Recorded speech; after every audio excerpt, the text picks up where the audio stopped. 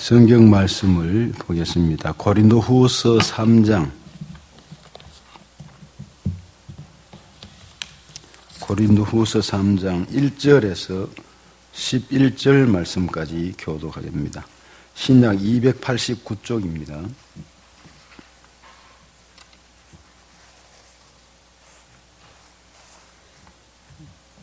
고린도후서 3장 1절에서 11절까지 교독하도록 하겠습니다. 우리가 다시 자천하기를 시작하겠느냐? 우리가 어찌 어떤 사람처럼 추천서를 너희에게 붙이거나 혹은 너희에게 받거나 할 필요가 있느냐? 너희는 우리의 편지라 우리 마음에 썩고 무사람이 알고 읽는 바라. 너희는 우리로 말미암아 나타난 그리스도의 편지니 이는 먹으로 쓴 것이 아니요 오직 살아계신 하나님의 영으로 쓴 것이며 또 돌판에 쓴 것이 아니요 오직 육의 마음판에 쓴 것이라. 우리가 그리스도로 말미암아 하나님을 향하여 이 같은 확신이 있으니 우리가 무슨 일이든지 우리에게서 난 것 같이 스스로 만족할 것이 아니니 우리의 만족은 오직 하나님으로부터 나느니라.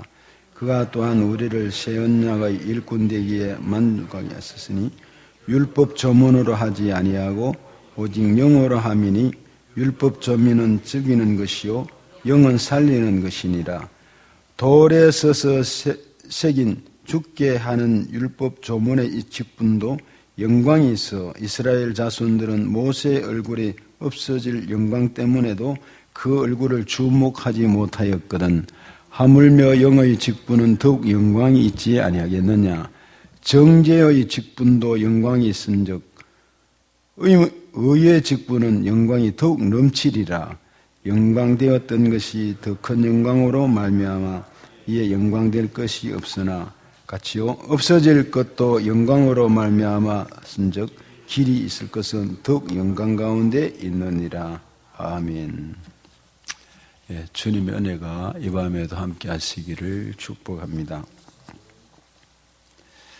오늘 설교 본문에 그 본문 속에 보면 2절에 보면 너희는 우리의 편지라 그랬습니다. 사도 바울이 이제 고린도 교회를 위해서 너희는 우리를 향한 우리의 편지라 그렇게 이야기하고 이어서 3절에 보면 너희는 이렇게 시작한 말씀이 우리로 말미암아 나타난 무슨 편지냐면 그리스도의 편지다. 그러니까 성도들에게 또 고린도 성도들 그 사람들에게 믿음의 사람들에게 너희가 그리스도의 편지고 우리의 편지가 된다. 그 얘기입니다. 그 이야기를 오늘 조금 하고자 합니다. 바울은 원래 이제 고린도에서 여러 가지 편지를 눈물로 쓴 편지가 있었어요. 그 편지를 전달해서 마음을 전달하고자 했습니다. 왜냐하면 바울이 떠나고 난 다음에 바울은 이단이다, 교사 자격증이 없다, 그리고 여러 유대인들이 쫓아와서 유대 율법자들이요 계속해서 공격하고 그러면 이제 사도 바울이 심었던 교회 이 복음이 허물어질 수가 있어요. 그래서 아픈 마음으로 그들에게 그 복음을 눈물의 편지 내용은 모릅니다. 없으니까 지금요. 썼는데 그런데 이 일을 위해서 누가 디도가 가서 전하고 그리고 그 교회 소식을 알려주기를 원하고 이렇게 기다리고 있는 중이었어요. 그런데 디도가 빨리 오지를 않아요. 당신은 우리처럼 요즘 뭐 기차를 타고 가고 비행기를 타고 가고 이러면 좋은데 또 배도 얼마나 빠릅니까 요즘은요. 당시에는 주로 배를 타고 가고 걸어가고 이런 시대지 않습니까? 그러니까 이게 한참 기다리도 디도가 오지 않으니까 기다리다가 어디로 갔느냐 하면은 저 마케도냐로 갔죠. 마케도냐는 어디냐 하면은 바울이 드로아에서 그리고 이제 빌립보를 가기 전에 기도하다가 환상을 보고 건너갔던 곳 그것이 빌립보 지역입니다. 그 빌립보 지역인데 그 위쪽이 뭐냐면 마케도냐 지역입니다. 유럽입니다. 유럽. 그 배를 타고 건너간 곳이 유럽인데 그 마케도냐에서 누구를 만났냐면 디도가 그쪽으로 온 것입니다. 얼마나 반가웠겠어요. 그래서 만나서 얘기하는데 걱정된 마음으로 해고를 하고 이야기를 주고받는 가운데 디도가 전하는 소식이 바울의 그 서신을 보고 그리고 자기들이 그 위로를 받고 자기들이 잘못된 생각을 고쳤다는 것입니다. 그러니까 바울이 이게 기쁘단 말이죠. 성도가 잘못하면 그 심었던 복음과 전했던 복음이 오해를 하게 되면 엉뚱한 길로 가잖아요. 복음이 이게 전부 다 막혀버린단 말이죠. 그러니까 이 큰 기쁨을 가지고 그러고 난 다음에 위로를 받고 하나님께서 바울에게 위로를 주신 것입니다. 그것은. 그 위로를 받고 시험을 받아가지고 이제 다시금 편지를 씁니다. 그 편지를 써서 전해가지고 그들을 격려하도록 하는 것이 오늘 이제 고린도 후서에 관련된 것입니다. 그래서 이제 이렇게 잘 정리가 되어 가는데 이 기쁨의 소식을 듣고 바울은 4차 서신을 쓰면서 조만간에 고린도 교인들을 다시 만날 것을 기대를 품고 그리고 기대하면서 그런데 너희들이 그 실수한 사람들을 정죄한 사람들을 용서해라. 고린도 너희들이 속았다 하지만은 용서해라. 이렇게 권면을 합니다. 우리가 살아가는 동안에 우리는 나도 실수하지만은 실수한 사람들이 많습니다. 그런데 그들이 돌이키지 아니하면은 드러내서 회개할 수 있는 기회를 줘야 되고 정말 목회자든 누구든 돌이키지 않고 교만하고 잘못된 거 하면 세상에 퍼뜨려 버려야 합니다. 그래야 정신을 바짝 차리고 정말 돌아올 수가 있어요. 예를 들면 어느 담임 목사님이 부교역자가 나쁜 짓을 했어요. 가정이 있고 복음 사역을 하는데 이 부교역자가 도덕적으로 좋지 못한 일을 한 것입니다. 불렀어요. 불러가지고 그에 대한 것을 직접 고쳐서 아내에게 사과하고 이렇게 잘 권면을 했는데 반복적인 것입니다. 다시 불렀어요. 너 목회하는 것을, 당신이 목회하는 것을 내가 세상에 까발리겠다. 이런 일이 있는 것을 알릴 수 있죠, 요즘은 충분하게요. 나쁜 사람들이 나쁜 목적으로 교회를 그릴 수도 있지만은 했더니만 그걸 가지고 이사를 가버렸어요, 이제. 이사를 가서 다시는 그 일을 하지 않는 그런 이야기가 우리 유명한 우리 목사님 가운데, 선배 목사 가운데 그런 일이 있었어요. 마찬가지입니다. 교회에도 잘못된 일이 있을 때 용서해야 돼요. 기회를 주어야 돼요. 그런데 그것을 반복적으로 잘못된 것들은 잡아야 되는 것입니다. 바로 세우고, 바로 잡고, 바로 가르치고 해서 교회가 시험에 들지 않도록 해야 합니다. 사도 바울이 그렇게 용서하세요, 용서하라 이렇게 권면하고 기회를 준 것입니다. 그러면서 이제 새 언약에 대한 설명을 해나가는데 바로 오늘 2절이죠. 그 2절을 보면 우리가 다시 1절에는 다시 자천하기를 예를 들어서 우리 스스로가 자천하고 자랑할 게 없다 이 말이죠. 시작하겠느냐. 너희들에게 무슨 증거를 구하고 우리 자랑을 함으로 너희들 인정해 주는 그런 게 아니다 이 말이죠. 어찌 어떤 사람들처럼 추천서를 가지고 와서 나는 이런 자격이 있고 학위가 있고 이런 일을 했다 이렇게 하겠느냐. 바울이 그런 말을 합니다. 바울은 그렇게 충분히 할 수 있죠. 사내들인 공의원이었고 율법학자였고 최고의 학부를 가진 사람이었어요. 너희에게 붙이거나 혹은 너희에게 받거나 할 필요가 있겠느냐 이렇게 이야기를 1절에 시작을 했습니다. 그래서 하는 말이 2절에 너희는 우리의 편지다. 다시 말해서 너희가 바로 정인이고 정거자고 정인이 되고 편지가 되니까 이거는 거의 필요 없다는 것입니다. 우리 마음에 섞고 너희 마음에 새겨져 있다는 거죠. 우리로 그리고 무사람이 알고 읽는 바라 그랬어요. 다시 말해서 무사람들이 그리스도 고린도 교인들을 보면 사도 바울이 가르치고 했던 모든 것들을 그 고린도 교인을 보고 바울을 인정할 수밖에 없는 그렇지 않느냐 이 말입니다. 만약에 우리 심표교회에서 신앙생활하고 배워 했던 사람들이 가르치고 말씀 속에 복음으로 성령의 역사가 아닌 다른 행동과 한다면 제가 욕을 먹는 거죠. 사람들이 욕을 할 수가 있고 거짓되고 잘못된 이야기를 할 수 있잖아요. 그 얘기입니다. 지금 말하자면. 그런 얘기를 하면서 그래서 3절에 너희는 그리스도의 편지다. 다시 말해서 크리스찬이 된 성도가 된 그리스도인들이 생활하는 고린도교의 우상이 많고 엄난한 그 지역에서 바른 복음의 말씀을 가지고 성경을 따라 생활하는 너희들이 그리스도의 편지고 그리스도의 정인들이더라. 정인자들이다 이 말이죠. 사도 바울이 그걸 심었단 말입니다. 아볼로파, 케바파, 그리스도파 이런 게 아니었잖아요.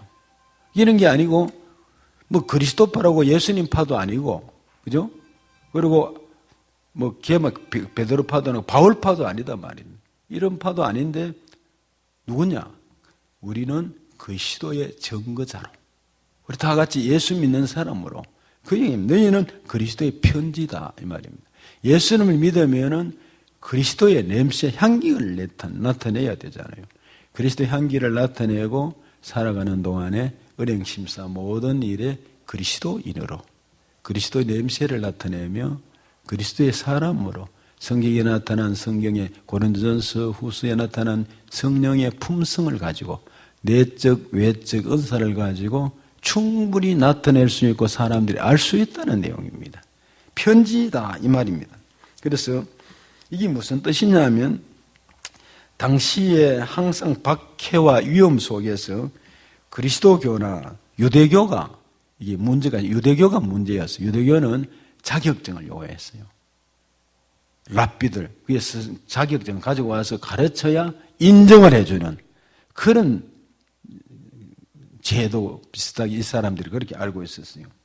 그러니까 교회가 그들이 추천한 유대교에서 추천한 이 정명서를 가지고 와야 가르칠 수가 있었습니다. 어떤 면에서는 좋은 점입니다.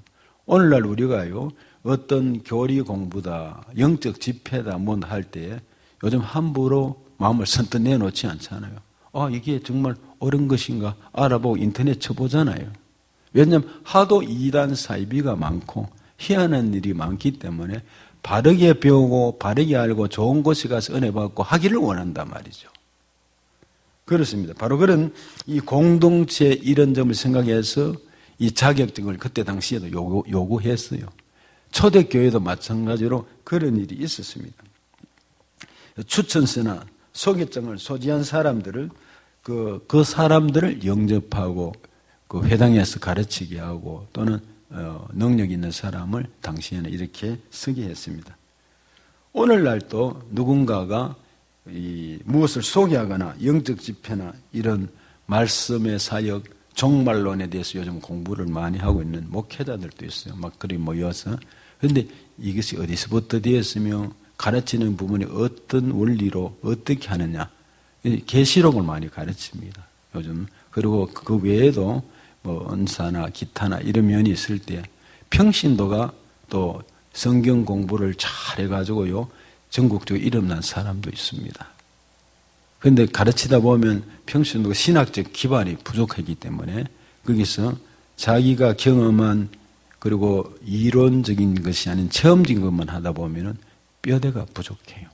그래서 상당히 문제점을 일으키는 점들이 많이 있습니다. 그런 점은 목회자나 또 신학을 좀 접한 사람들이 좀 들어서 지도해 줄 필요가 있어요. 이런 것들이 있는데 그런데 이제 이단 사입이나 또 교회 이름을 빙자해가지고 또 교단도 우리 이제 대한예수교 장로에 붙으면은 사람들이 다 가는데 근데 이것도 이제 하도 대한예수교 장로회를 붙이니까 어떻게 됩니까? 합동층은 합동층 마크가 있어요. 합동층은 또 많이 나뉘어져 있습니다. 그런데 보면 합동층은 또 나름대로 이런 표시가 있고 우리 통합층은 통합층대로 우리나라 국기 모양으로 십자가를 중심으로 해서 한반도 모양으로 해서 붉은색, 초록색이 있죠. 그럼 이건 대한예수교 장로회 통합측이네, 합동측이네, 뭐 침례교, 오순절 계통에 오순절은 또 비둘기가 물고 이런 걸 보고 인정을 할 수가 있어요. 그것도 뭐 일반 성도들 잘 모르죠. 그래서 그냥 대한예수교 장로회의 이름을 붙여가지고 교회를 인도하는 조금 잘못된 분들이 많이 있습니다. 이런 건 또 생각하기 때문에 이런 것들이 무슨 자격증이나 이런 게 필요하다는 거죠. 특히 예루살렘 교회에서는 그때 수장이었던 야고보가요 이런 게 했어요. 신임장이 없는 사람들은 바로 교회에 발을 들이지 못하도록 했어요. 가르치지 못하도록 야고보가 그렇게 했습니다. 그가 다시 당시에 베드로가 중심이 아니고 야고보가 대표적이었어요. 그렇기 때문에 바울과 같이 독립적으로 전도하고 개인적으로 가서 말씀을 교회를 세우고 하는 이 바울에게는 자칫하면 공격의 대상이 되었어요. 그래서 고린도에서도 이 사도들에게 사도들이 이런 소식을 듣고 이상한 소식을 들으니까 좀 이상한 불만을 가지고 있었습니다. 특히 에비온파가 있어요. 이번 역사 초기에 1세기에서 3, 4세기에 에비온파가 있는데 이들은 뭐냐면은 율법주의를 아주 지향했던 사람입니다. 율법을 지키고 준수해야 된다는 것이었어요. 이런 준수해야 되는데 유대적인 그리스도인들입니다. 유대교를 믿으면서 그리스도 복음을 받아들였단 말입니다. 이런 사람들이 바로 에비온파입니다. 그리고 에비온파의 특징이 뭐냐면 바울이 율법을 파기했다고 해서 바울을 이단시했습니다. 그래서 그들은 예수를 단순한 인간으로 봅니다. 에비온파는. 지금도 그런 파가 있죠. 예수를 단순한 인간으로 보고 하나님으로 보지 않고 하나님의 아들을 인정하지 않습니다. 그런가 하면은 모세 율법을 철저하게 준수해야 한다고 주장합니다. 셋째는 사도 바울을 이단자로 간주했어요.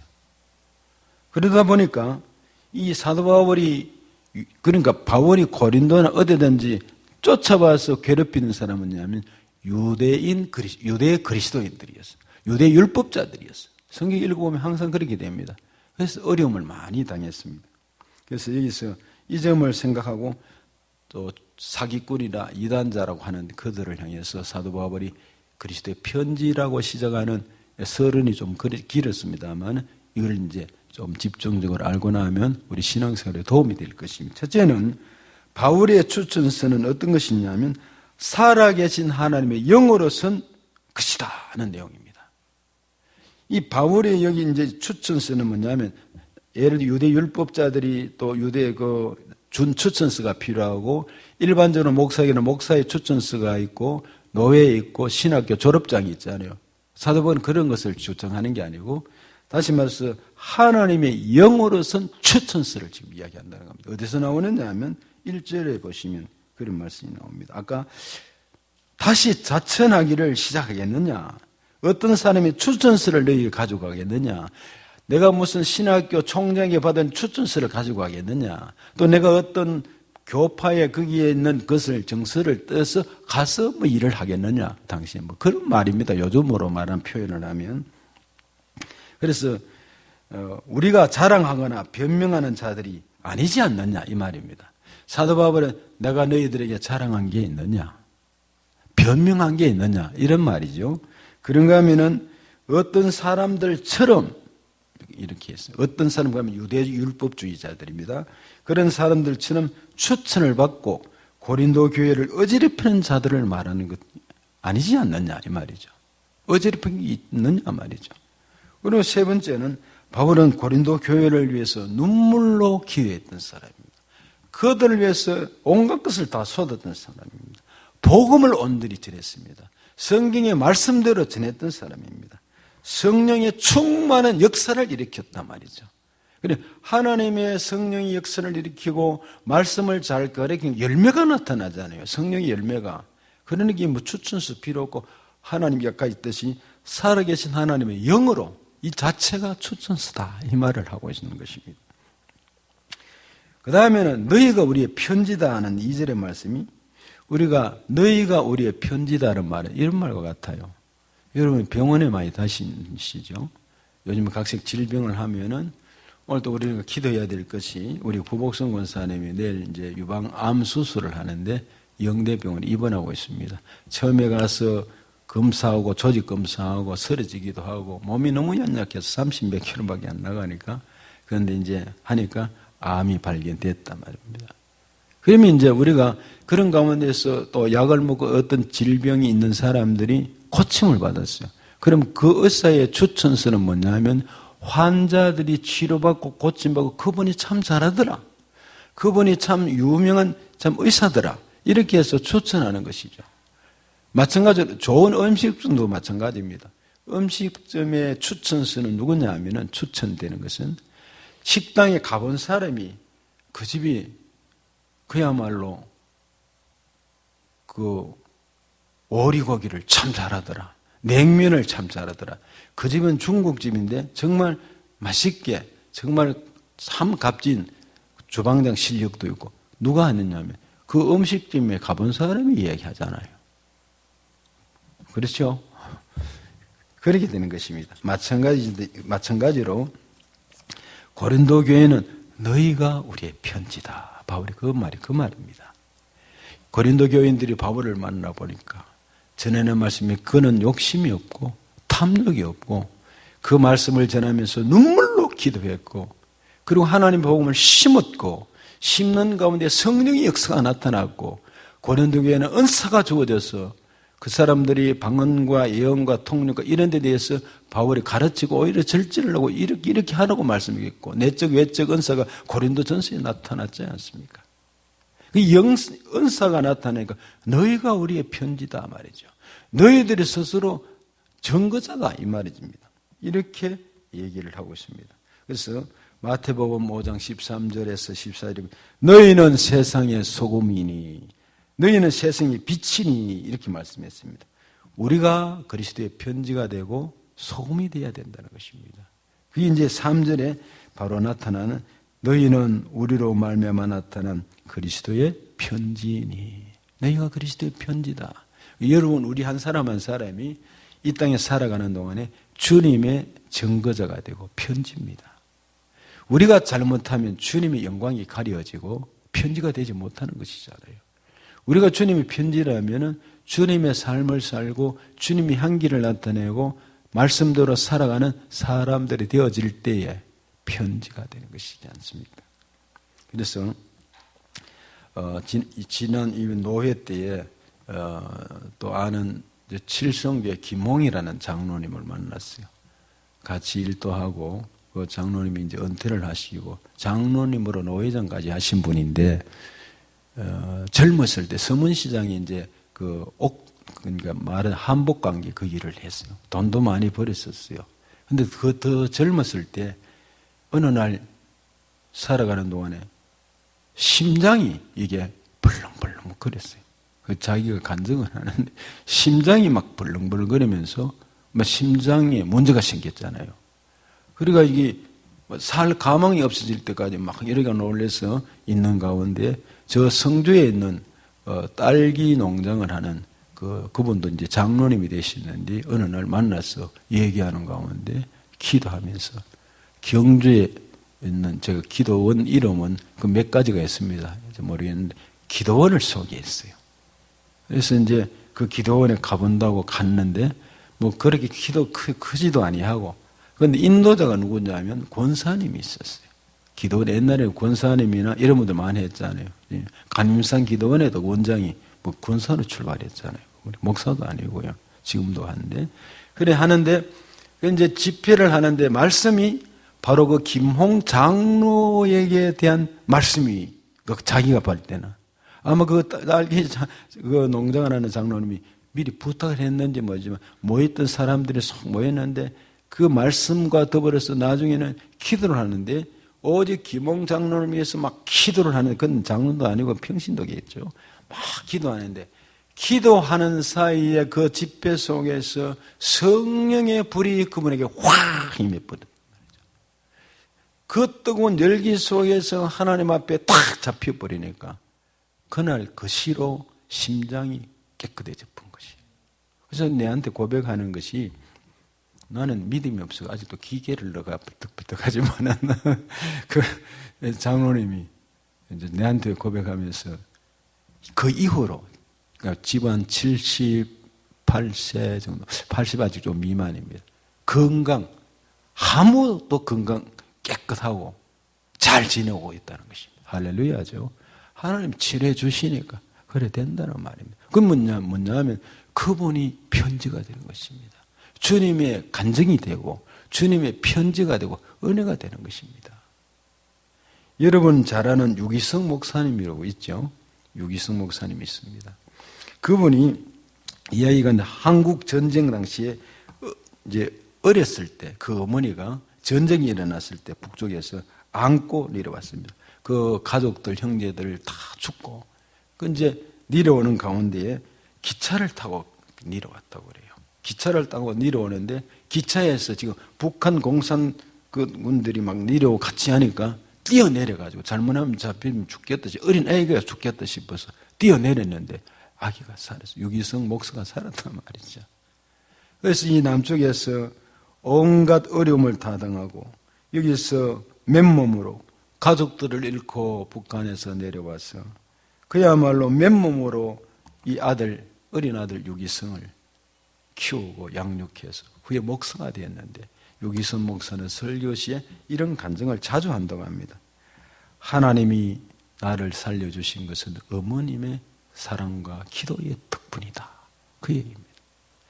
하나님, 그러니까 그 어머니의 편지는 유기성 목사인 것입니다. 유기성 목사님이 그러니까 그 어머님도 하나님이 나를 살리시고 우리 가정을 살리시다 이렇게 또 고백하게 되니까 그리스도의 편지가 되고 향기가 되는 것입니다. 그 얘기입니다. 지금도 그 유기성 목사님은 어머니의 헌신과 믿음이 없었다면 나는 없었다 이런 고백을 하고, 이 목회도 없었을 것이다 하고 열심히 목회해서 하나님 영광을 크게 드러내고 세계적으로 일하는 목회자가 되었고 은퇴를 재작년인가 했습니다. 3절에 다시 보면, 3절을 다시 한번 합독해 봅니다. 같이요. 시작. 너희는 우리로 말미암아 나타난 그리스도의 편지니 이는 먹으로 선 것이 아니요 오직 살아계신 하나님의 영으로 선 것이며 또 돌판에 선 것이 아니요 오직 육의 마음판에 선 것이라. 이렇게 말씀했습니다. 자, 여기 보면 먼저 본절은 적대자들의 어떤 대적자들이 청거스가 아니고 그들과 같이 내놓는 이 청거스 이력서가 아니고, 반면에 바울의 것은 그리스도로부터 주어진 것임을 알 수가 있습니다. 이것은 달리 표현하면 바울의 사도직이, 사도의 직분을 받은 것이 무슨 공부를 해서 거기서 받은 게 아니고 어디서 받았죠? 주님으로부터 직접 받았어요. 어디 있습니까? 다마스쿠스, 다맥색에서 불러냄을 받았습니다. 너는 복음을 위해서는 나의 그릇이라고 말씀했잖아요. 그 이후로 복음의 증거자가 되었습니다. 그래서 바울의 추천서는 살아계신 하나님의 영으로, 즉 성령으로 선 것이다 이 말입니다. 한번 따라 하실까요? 바울의 사도직은 하나님의 영으로, 성령으로 선 것이다. 이 대답입니다. 추천서가. 우리도 그런 추천서가 되어야 합니다.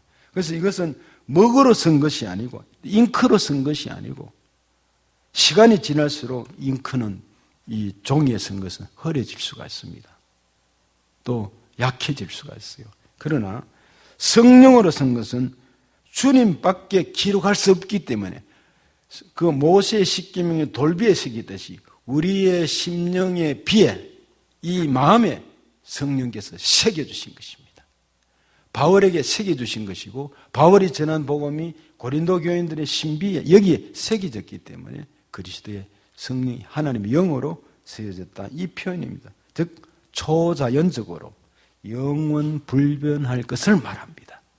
종이는 찢어집니다. 먹은 흐려집니다. 펜은, 이 잉크는 흐려집니다. 그러나 우리에게 주어졌던 아까 그 김홍 장로님이 젊은 시절에 심장병이 치유받고 고침받았던 것은 지금 은퇴가 다 돼가지고 죽을 날을 앞에 두고 있음에도 불구하고 생생하게 건강하게 조금 더 흐려지지 않고 그때 받았던 은혜와 더불어서 새겨져 있다는 말씀입니다. 없어지지 않아요, 그것은. 그래서 그것을 고린도 교인들이 너희들이 포악고 알지 않느냐 이 말입니다. 내가 전했던 복음이 그런 것이었다. 너희들의 추천서를 받아서 말한 게 아니고 복음을 전하며 성령의 역사가 너희들을 보하지 않느냐. 그래서 너희들의 신비에 새겨지고 하나님의 영이, 성령이 기록했던 것이다. 이 고백을 하고 있습니다. 두 번째, 육의 신비에 선 것을 말합니다. 육의 신비에 다시 말씀 3절에 나타난 그리스도 편지는 이는 먹으로 쓴 것이 그렇죠. 먹으로 쓴 것이 아니죠. 오직 살아계신 하나님 영으로 쓴 것이고 또 돌판에 쓴 것도 아니고 육의 마음에 쓴 것이다. 이렇게 나오죠. 육의 마음, 그래 육의 신비에 쓴 것이라는 것입니다. 성도의 심령 속에 새겨진 구원의 복음을 말합니다. 예수 그리스도의 복음을 듣고 구원을 받고 아멘 했고 이 복음이 주어졌기 때문에 이 구원의 복음이 바로 육의 신비에 우리의 마음에 새겨지고 믿고 알게 됐다는 사실입니다. 돌비에 새겨진 것이 뭐냐면 여기 3절에 이게 돌판에 쓴 것이 아니요 하는 말은 돌판에 쓴 것은 누가 썼죠? 하나님이 모세를 통해서 하나님 쓰신 거지. 돌판에서는 율법을 말하잖아요. 십계명 율법을 말한단 말이에요. 그런데 율법은 이 뭐냐면 사람을 정죄합니다. 정죄. 자유를 주지를 못합니다. 이게 율법은. 그래서 구약의 한계입니다. 이것은. 율법은 예수 그리스도의 복음이 있어야 연결이 돼서 자유로워집니다. 그런데 율법으로 이 하나님을 우상화하지 말고 또 하나님을 믿고 그리고 살인하지 말고 간음하지 말고 도둑질하지 말고 등등등 나가는 이런 것들은 사람의 율법으로 다 지킬 수가 없어요. 그러니까 이것은 한계 일시적이고 제한적인 것이 되고 반복적으로 드려져야 됩니다. 율법은 짐승을 드려주고 제사함을 받고 또 회개하고 하나님 앞에 용서함을 받고 번제를 드리고 소제를 드리고 속죄제를 드리고 이런 제사제대와 더불어서 계속되어지는 것을 말합니다. 그런데 돌판은 빼앗는 역할을 합니다. 죽게 하는 일들을 합니다. 짐승이 계속 죽어야 되잖아요. 내가 죽어야 되는데 그런 일입니다. 그러나 성도의 마음비에 만판에 새겨진 이 복음은 영원한 속죄를 받은 것입니다. 어떻게 해요? 예수 그리스도께서 십자가에 죽으심으로 믿음으로 말미암아 구원을 받았고 속죄함을 받았고 은혜가 주어졌다는 사실입니다. 그러므로 믿음으로 주어진 복음의 은혜, 조건 없는 하나님의 사랑을 말합니다. 우리 성도 오늘 이 밤에 드려지는 여러분은 하나님의 조건 없는 사랑으로 하나님의 은혜로 성령의 은혜로 구원을 받고 우리가 하나님을 아버지라 부르고 성령이 아니고는 예수를 주시라고 할 수 없다고 그랬어요. 그러면 성령이 함께하는 사람으로 이 땅에 믿음을 언어로 돌비에 새겨진 우리의 심령 속에서 없어질 수 없는 복음의 사람들이 되었고 은혜의 사람이 되었고 증거자들이 된 것입니다. 그래서 여기에 이제 적대자들이 가지고 있는 추천서는 당시 종이로 사용하는 파피루스에 쓰여진 것이지만 바울의 편지는 사람의 마음에 쓴 서신이다 하는 것입니다. 사람의 마음에 쓴 서신이라는 것은 뭐냐면 신비에 성령으로 인쳐주시고 들어간 복음을 말합니다. 적대자들이 가지고 있는 추천서는 잉크나 먹으로 쓴 것이지만은 바울의 편지는 하나님의 영으로 쓰여진 것이다 이 말입니다. 영으로 쓰여진 것이고 적대자들이 가지고 있는 추천서는 종이에 쓰여진 것이기 때문에 몇몇 사람들만 볼 수가 있습니다. 읽는 사람들만 볼 수가 있어요. 성경도 오늘 내가 읽는 사람만 볼 수 있죠. 이 설교도 오늘 여기 있는 사람만 볼 수 있잖아요.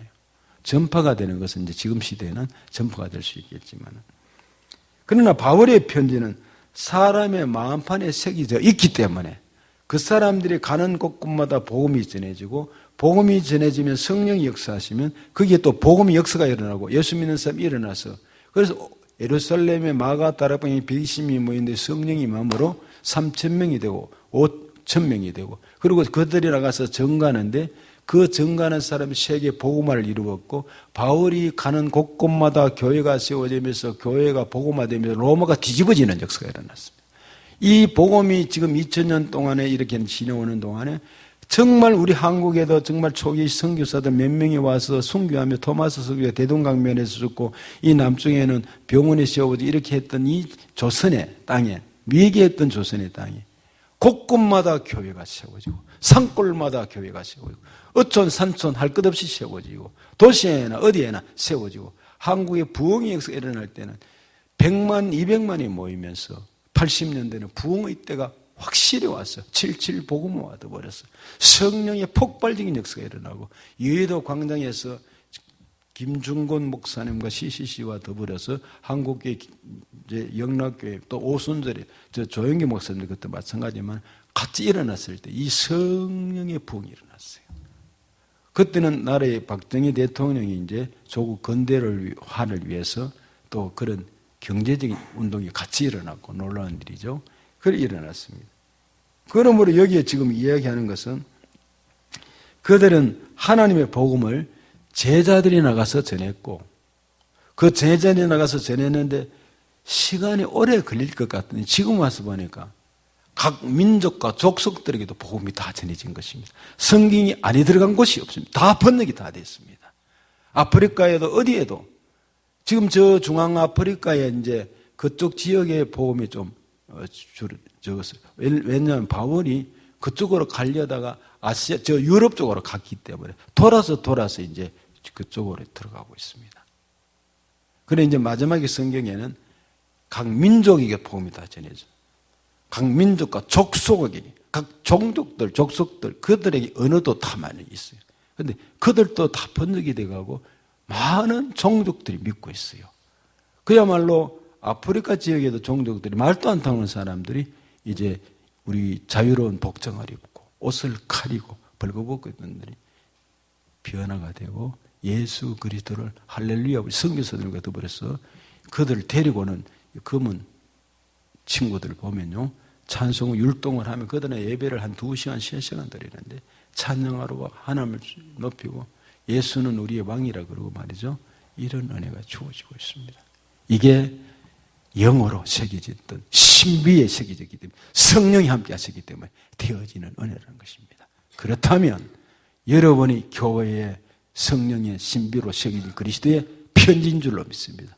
그러므로 우리의 자녀들이 우리가 낙심하지 않고 복음을 전하면 쉼터교회 다음 세대도 일어나서 또 그런 일꾼들이 더 일어나서 하나님의 나라와 의를 위해서 주님 오실 때까지 어떤 일이 일어날지 모릅니다. 기도로 심어놓으면 성령께서 우리가 다 하지 못한 일들 저들이 감당할 줄 믿고 무디 한 사람이 변화되니까 구두 수승공 무디가 변화되니까 성령의 역사가 세상을 또 변화시키는 은혜가 주어졌습니다. 필리그램 한 사람이 변하니까 3억 인구에게 이 복음이 전해지지 않습니까? 자, 그 말씀을 정리합니다. 바울의 증거서는 고린도 교인들 자체이다 하는 사실을 2절 말씀 너희가 그리스도의 편지다 하는 말씀이고 그러므로 바울은 대적자들에게 자신의 사도권을 드러낼 필요가 없었다는 말입니다. 왜 그들이 사도권 내가 추천서를 받고 내 증거서를 낼 아무 이유가 없다. 너희들의 증거가 되는데 이 말이죠. 사도들이 인정을 내줬어요. 이 사도들이라는 것은 베드로를 중심으로 그들이 다 예루살렘 교회에서 바울이 갔지 않습니까? 인정해 주었어요. 그 사도 바울이 핍박자였고 다마스코스에 이제 변화되어서 왔던 것을 인정해 주었단 말이죠. 그러니까 더 뭐 할 것도 없죠. 그리고 성령의 역사를 나타내었습니다. 그 사도들도 성령의 역사를 경험했고 바울도 마찬가지로 복음을 전했던 사람이죠. 이적이 나타나면서 내적인 증거를 보여준 이가 바울입니다. 그 말은 성령이 동행하시고 함께 했었다는 말입니다. 무엇보다도 예수님을 믿고 예수님을 영접한 자들이 변화를 받고 구원받고 하나님의 자녀가 되죠. 그들이 추천자이다 이 말입니다. 그리고 그들이 증거서 편지인 것을 역설을 하고 있습니다. 주님의 은혜가 함께 하시면서 오늘 우리는 어떻게 해요? 우리도 그리스도의 편지다는 말씀입니다.